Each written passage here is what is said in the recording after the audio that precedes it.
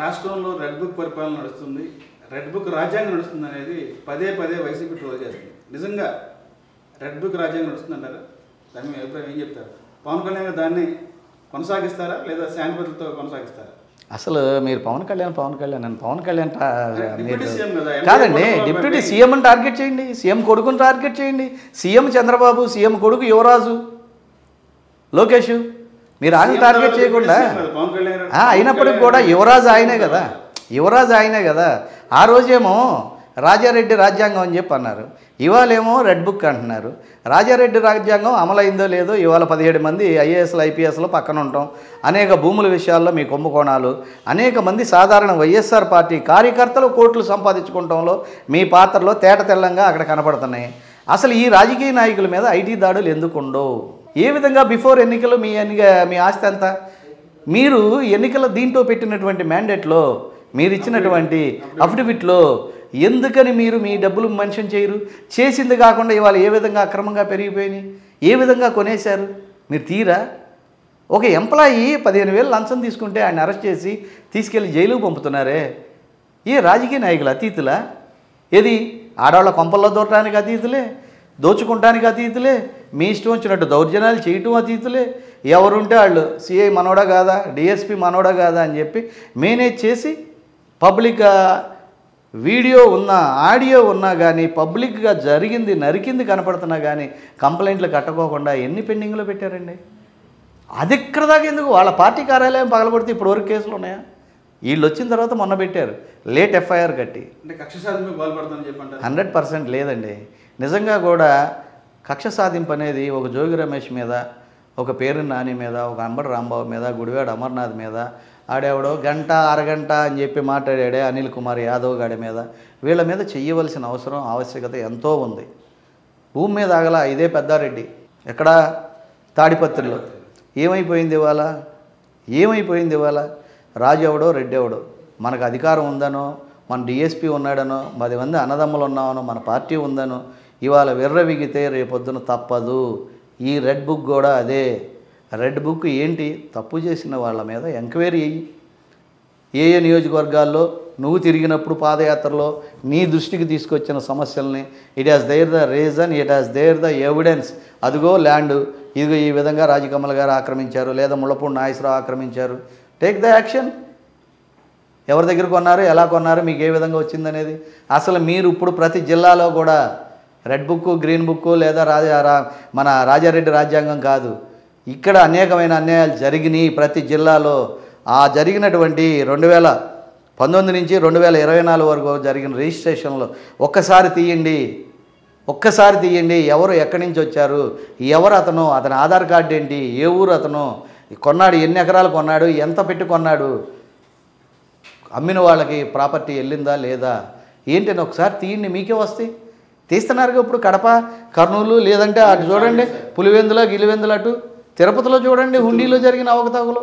ఆడెవడో కింద కంతం కోడి స్పేర్ పెట్టుకుని ఆ కంతలో వేసుకుని 1,500 కోట్లు సంపాదిస్తే, మీకు 150 కోట్లు గుడికిస్తే అది దాత కింద ఆడి పేరు రాసి మీ కమిటీ నిర్ణయం తీసుకుంటాకి. ఇప్పుడు మీరు దొంగతనం చేశారండి, దొంగతనం చేసిన వాడి దగ్గర 1,500 కోట్లు ఉన్నాయి. 1,500 కోట్లు 150 కోట్లు మీకు ఇచ్చి సిఐకి సిపికి కమిషనర్కి ఇచ్చేసి అంతా మేనేజ్ చేసి కమిటీకి కొంత ఇచ్చేసి ఇదే సుబ్బారెడ్డికి కొంత ఇచ్చేసి మేనేజ్ చేసాడు. వాడిని దాత కింద మార్చారు. మీరేనండి, దాత కింద మార్చారు. ఎలా దాత అవుతాడు? ఆడు ఒక రాబరీ, ఒక దొంగ, ఒక థఫ్ట్ కేసు ముద్దాయి. ఏ విధంగా ఆడు దాత అవుతాడు?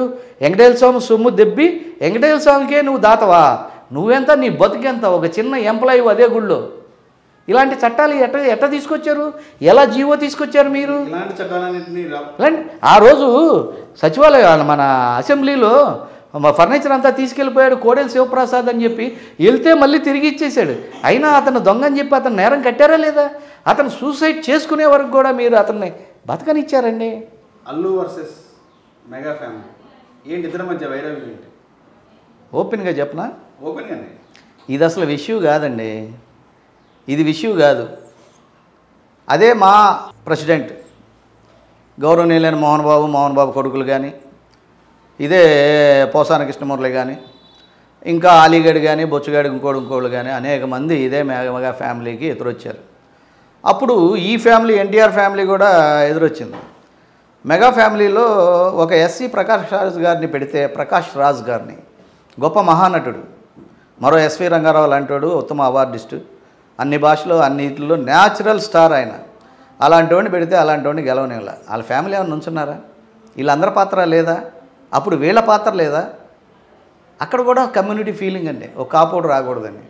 బట్ ఇవాళ మెగా ఫ్యామిలీని గుర్తించి పవన్ కళ్యాణ్ గారు సీఎం అవడానికి వాళ్ళు కూడా అనేక మంది జూనియర్ ఆర్టిస్టులు కూడా ఎంతో సహకరించారు.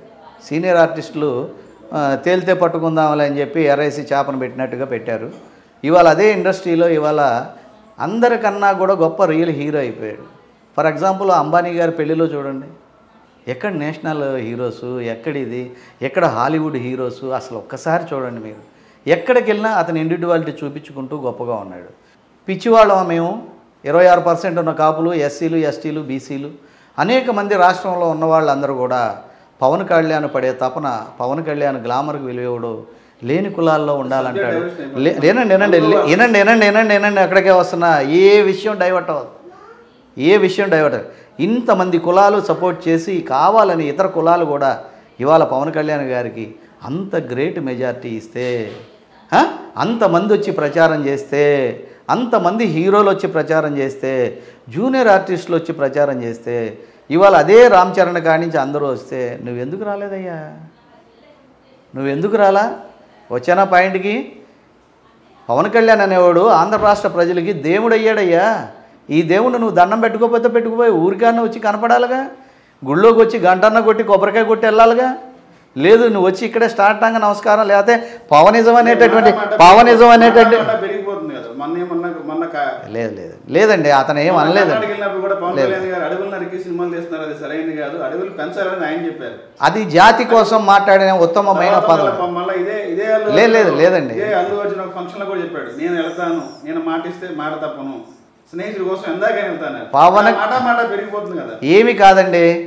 ఏమీ కాదు. అదే ఇంకా మధ్యలో మీడియా వాళ్ళు కూడా అల్లూరు రామలింగయ్య లేదే వీడు అసలు హీరో అయ్యేవాడు కాదు.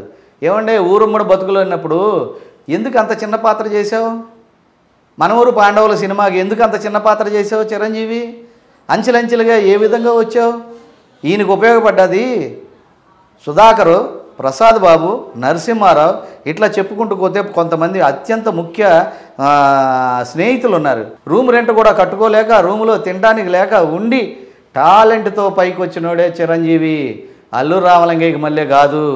అల్లూరు రామలింగయ్య ఫ్యామిలీ, అల్లూరు రామలింగయ్య అప్పుడు ఇప్పుడు ఎప్పుడు కూడా ఇదే కమ్మరుగు తొత్తులుగా బతికారు.